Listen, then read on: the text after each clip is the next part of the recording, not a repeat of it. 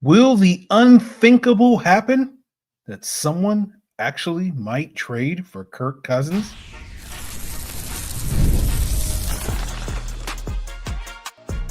You are Locked On Falcons, your daily Atlanta Falcons podcast. Part of the Locked On Podcast Network, your team every day. All right, welcome back to another illustrious episode of the Locked On Falcons podcast, your daily Atlanta Falcons podcast, part of Locked On Sports Atlanta, your team every day. And of course, if you don't know me, I'm your very humble host, Aaron Freeman, aka Mr. Drew, aka Sirius Black, aka the Jolly Green Giant. I've been covering the Atlanta Falcons for a very long time, formerly at falcfans.com, RIP, still going strong on this illustrious podcast. And I thank each and every one of you that go strong with me as everydayers of this podcast. All right, to become an everydayer, all you got to do is subscribe or follow for free on YouTube or wherever you listen to podcasts to get the latest episode as soon as it is available. Okay, sorry about that. That was weird. All right, so today's episode, we were going to talk about how special teams matters, and the Falcons are keeping a couple of defensive linemen thanks to Grady Jarrett's departure. And we'll talk a little bit about whether or not the Falcons' new center will be Ryan Neuzil or potentially someone that they may trade for. But first, we got to talk about the latest with Kirk Cousins. All right, the other day on Tuesday, Zach Jackson of The Athletic went on local Cleveland radio and said Cleveland will have Kirk Cousins by the weekend. So we'll see on that front, right? The biggest obstacle for the Browns trading for Kirk Cousins is going to be cap space, right? They have about $14 million in cap space, according to overthecap.com. They would need to double that number in order to make a trade for Kirk Cousins, because the way that trades works is that the team acquiring Kirk Cousins on his current contract would need to absorb his entire $27.5 million guaranteed base salary. And so you would need at least $27.5 million in cap space. So, double 14 to get to 28. And this is part of the reason why from the jump I've said I don't think there are going to be teams, including Cleveland, that are going to be interested in trading for Kirk Cousins. Like, they would only really want him if he's cut, just because at that point you could theoretically get him for the veteran minimum at $1.2 million or $1.255 million, as opposed to the 27.5. And for obvious reasons, saving over $26 million in salary cap space is a significant chunk of change that you would imagine a lot of NFL teams would prefer if Kirk Cousins is on their roster. So either if Zach Jackson's report is true, the Browns are on the verge of making a flurry of contract restructures over the next couple of days to facilitate a potential Kirk Cousins trade, which is possible, right? If they did max restructures on their 5 top contracts, after Deshaun Watson, which they've already done a restructure on his contract, they would free up about $30 million, the Browns, that is. And, Kirk would eat up most of that freed up cap space. And then, according to overthecap.com, they would take about $8 million to sign all their rookies because they got 10 draft picks this year. And so that would basically leave the Browns at this stage, in this hypothetical, if they were able to free up that $30 million in addition to the current cap space, they would leave them with basically $6 million around that number to do all the other roster moves that they would want to do between now and the end of the offseason. So that's why I tend to continue to be skeptical about a trade developing with a team like Cleveland. But, there's also the possibility that in addition to Cleveland restructuring contracts, the Falcons could restructure Kirk's contract, right? We've talked before about the main justifiable reason why the Falcons are threatening, I guess you could say, to keep Kirk Cousins is their only leverage play, which is to try and get Kirk to renegotiate and restructure or take a pay cut that would make his contract much more tradable, or would allow the Falcons to cut him with, reap some more salary cap benefits than they currently would if they did him as a post-June 1 cut, which would, save $0 against the salary cap, try to force his hand so that Kirk can get out here on the market today where, teams are willingly, like Russell Wilson's taking a visit to Cleveland on Thursday. And then with the Giants, and Aaron Rodgers is reportedly, thinking about mulling over his offer to the Giants or the Steelers or whatever. And so if Kirk wants to get part of this, shrinking quarterback market, he needs to be available right now. And so therefore he'd be much more amenable to doing whatever the Falcons want him to do in order to do that. But at the same time, and I can't remember exactly where I saw this report, but I saw someone speculating that Kirk may not necessarily want to become available right now because he might want to wait until after the draft, because Kirk doesn't want to get traded or sign with a team now that then when we get to April winds up drafting a quarterback in the first round or takes a quarterback high in the draft and basically find himself in the exact same predicament that he found himself in Atlanta, which we know, even though Kirk, said all the right things, that he was not particularly happy about. And so we'll have to see. So Kirk may not necessarily have a choice in that regard, right? Since I doubt any team, even if he is cut, or traded or whatever, is going to look at him as anything more than like a 1-year bridge at this point in time. So it's very likely that even if a team does acquire Kirk Cousins, that they probably will explore their quarterback options in the draft, potentially in round 1 or round 2 at this point. So we'll see on that front.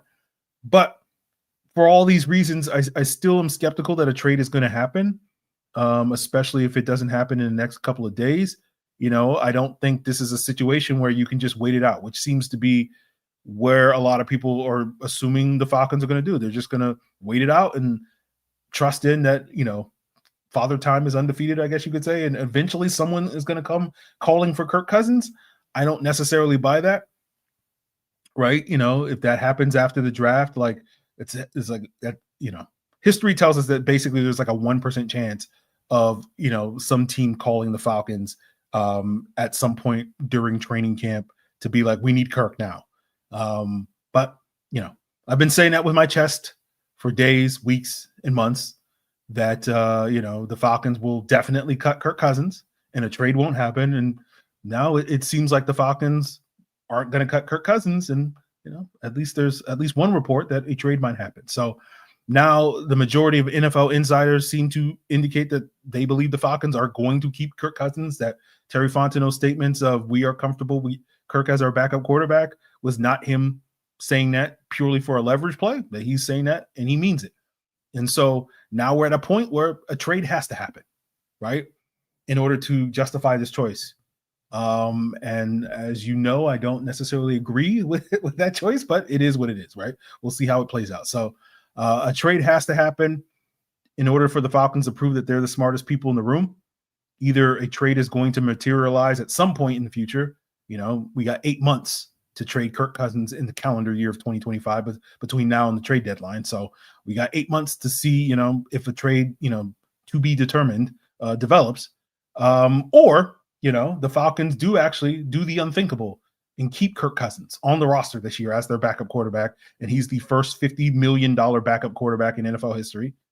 And, in order to justify that decision, then we'll at some point need to see Kirk Cousins on the football field and, potentially, him going out there and pulling a Joe Flacco or pulling a Nick Foles and saving the Falcons playoff hopes should Michael Penix go down with an injury, which is, certainly possible given his injury history. So we'll see, where that develops. So I'm at a point now, guys, where we just got to let Terry cook, right? Because, at no point over the last 4 years have we ever been disappointed with any of the meals that Terry Fontenot has cooked up for the Falcons. So we'll see what Terry is cooking in terms of Kirk Cousins' future. We'll see what Terry is cooking along the defensive line, as Kirk isn't the only veteran player that I'm sitting here shocked is still going to be around at this stage. David Onyemata still remains on the roster, and we'll break down that as well as the other roster changes the Falcons made along their defensive front on Wednesday. So in the NFL world, we know that the salary cap is a lie, but if only in the real world you could manipulate your money like the New Orleans Saints do. But in the real world, you're probably constantly checking your bank account and wondering, where did all my money go? Between dining out, online shopping, and entertainment, it's easy to lose track, and that's where Monarch Money comes in, your personal CFO, giving you full visibility and control over your finances. Monarch Money isn't just a budgeting app, it's a complete financial command center. You can track all your accounts, investments, and spending in one place so you stop just managing your money and start building wealth. Take control of your finances with Monarch Money. Use code LOCKEDONNFL at monarchmoney.com and you'll get 50% off your first year. That's monarchmoney.com, code LOCKEDONNFL for half off your first year. So the question I have today, are the Falcons going to keep David Onyemata? I thought we would get an announcement on Wednesday at the beginning of the league year that the Falcons were releasing him. We've been talking for 3 months. It's a foregone conclusion that Kirk Cousins was going to be a post-June 1 cut, and it's a foregone conclusion that David Onyemata will get cut for that same period of time, right? And so, the fact that he's still on team is one of the biggest surprises of the offseason besides, the Falcons keeping Kirk Cousins. Now, I got nothing but love for David Onyemata for how well he played for the team in 2023, but he did take a major step back last year, and it's shocking to me that the Falcons looked at Grady Jarrett's $20 million cap hit in 2025 and were like, we need to lower that number. And, that led to them approaching him for a restructure. They couldn't agree on that, and that led to Grady Jarrett's release. But at the same time, to look at David Onyemata's current $17 million cap hit in 2025 and being like, we're okay with that, especially since David Onyemata is 6 months older than Grady Jarrett and, frankly, did not play nearly as well as Grady Jarrett this past season. So I got to sit here and imagine at this point in time that the Falcons are going to do something and rework that deal. And that's why David Onyemata is still on the team. I certainly understand wanting to have a veteran in that D-line room. That was one of the reasons that we argued it made sense for the Falcons to keep Grady Jarrett at a lower price tag. But in this case, based off of the most recent play that we've seen from Grady Jarrett versus David Onyemata, you're keeping the lesser veteran, right? And David Onyemata is not to say that he's a good leader, but he's not, I think, on the degree that Grady Jarrett is, right? He's more lead by example, sort of more of a quiet demeanor, loud on the field in terms of how he plays, but more quiet off the field. So it'll be interesting to see how that goes. So, I think Onyemata had some good games after the bye week, but we can probably count on one hand how many games where you would say his positives outweigh the negatives. So again, we'll just have to wait and see on what the plan is. Again, we got to let Terry cook when it comes to that situation. One of the things that he's cooking up is bringing back another veteran free agent. Taquan Graham re-signed a 1 year, a 1 year contract on Wednesday. And I think the main reason behind his return is mostly because Grady Jarrett was cut. TQ's a solid back-end rotational guy. And so the fact that he's back on the Falcons roster means, there's 2 players on that 2021 draft class that are still with the Falcons heading into 2025. So we'll see how long TQ can stick around. Another player that was not drafted by the Falcons, but they will be losing along the D-line room is Eddie Goldman. He signed a 1 year contract with Washington today. That's going to give them a wide body. So I imagine they're not going to want to play Johnny Newton at the nose tackle like they had to do for much of last season. And so Goldman can give them that.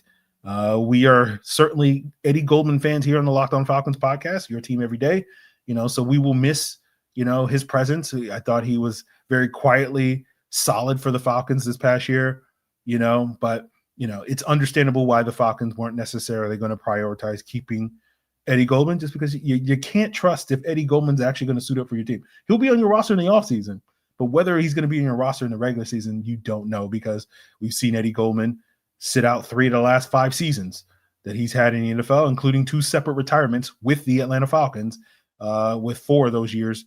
3 of those years being with the Atlanta Falcons. Yeah. 22, you signed, retired. 23, signed, retired. 24, signed, didn't retire. So we'll see if Eddie Goldman in 2025 for the Washington Commanders signs and retires or signs and plays. So that will be certainly a storyline that we'll keep an eye on over the next 6 months from afar here on Locked On Falcons. But, Taquan Graham is not the only Falcon player that re-signed today. We got 2 special teams players that were brought back. One of them, no-brainer, makes all the sense in the world. The other one is a little bit more of a head-scratcher for me. And we'll talk about that as well as what's next for the Falcons at center as we wrap up today's Locked On Falcons. So March Madness is here, and FanDuel is going to give you every chance to get in on the action like never before, because right now new customers can get $200 in bonus bets when you win your first $5 bet. That's $200 to use on everything from buzzer beaters to Cinderella stories to even who's going to cut down those nets. And I'll be honest with you guys, when it comes to the NCAA tournament, I've been pretty hit and miss when it comes to filling out my bracket, but with FanDuel, it's different. Because, when your bracket goes bust, you just feel like, hey, man, I just got to throw the whole bracket away, right? My Final Four pick got bounced in the second round of the tournament. And you don't have to worry about that with FanDuel because you can stay in the action because there's games every single day. So there's everyday opportunities for you to win money. And, when you win, you get paid instantly. You don't have to wait around, right? So you don't have to worry about some future upset that's going to bust your bracket. So visit FanDuel.com and don't miss a chance at $200 in bonus bets and get in on the college hoops action all tournament long. So I'm going to apologize in advance, guys, for going on a bit of a special teams rant today. I'm sure most of you guys are just like, Aaron, you're just hating just to hate. And I'm just like, these are the things that bother me.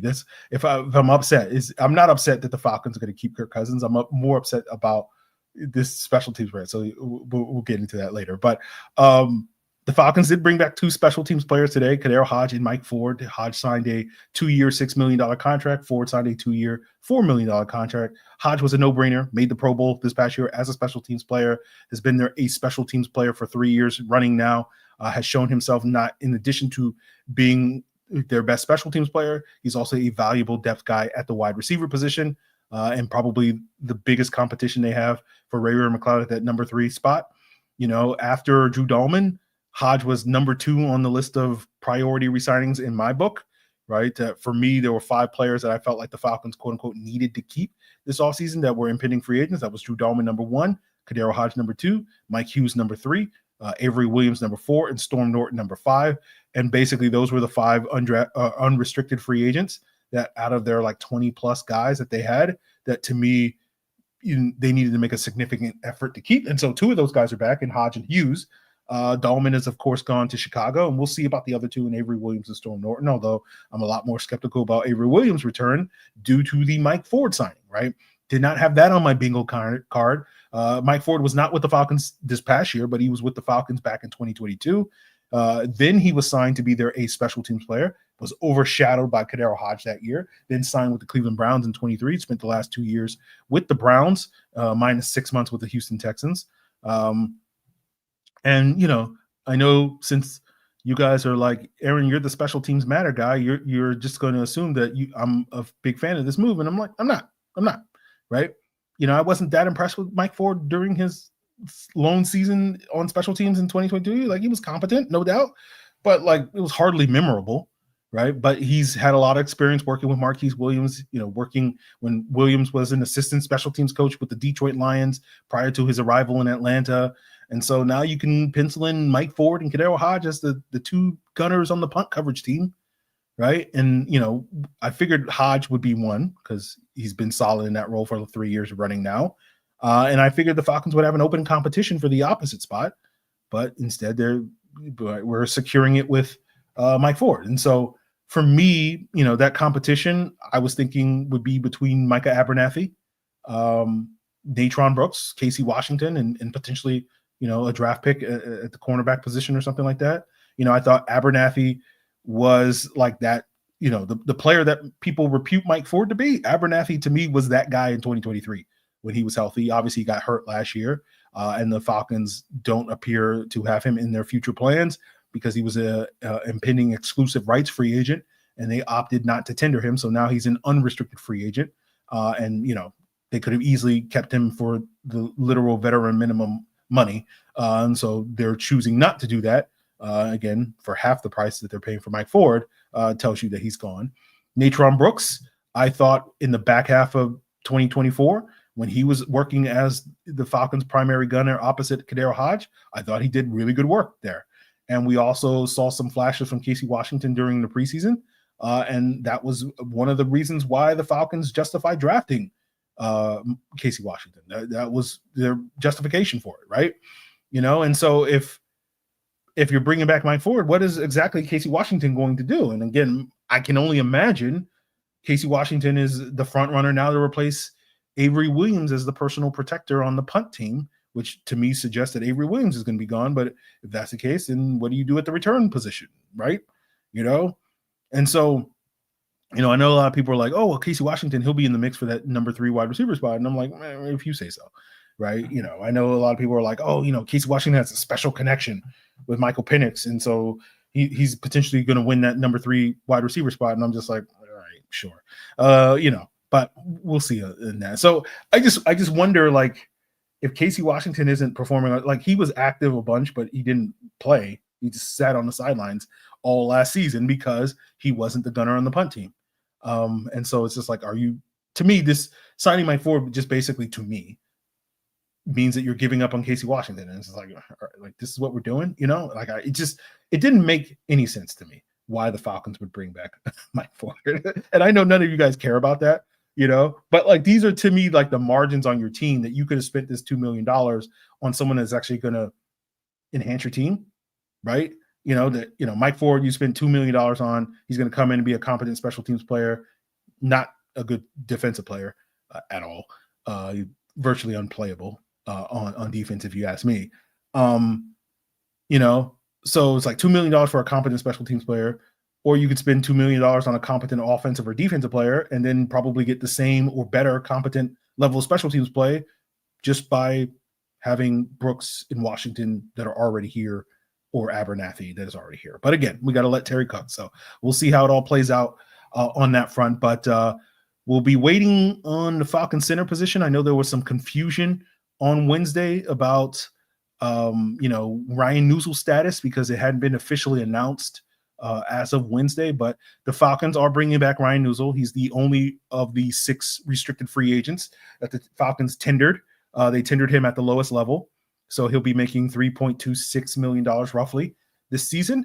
And, for those of you that missed the episode where we did a breakdown of what restricted free agency means last week, the Cliff Notes is basically he is free to sign with another team. If another team does try to sign him, the Falcons will have 7 days to match that offer. If they do, then he'll be back in Atlanta at whatever that offer was. If they don't, then the Falcons won't receive any trade compensation like you often get from a restricted free agent, because Ryan Neuzil was tendered at the lowest level and he's an undrafted free agent, and your compensation is based off of where you were originally drafted. And since he wasn't drafted, you get no compensation. So I don't think there will be a team, as I explained last week, there will be a team that will come in and try to swoop in it and steal Ryan Neuzil. As I explained last week, there's basically been like 2 or 3 restricted free agents that have changed teams in like the last 17 years.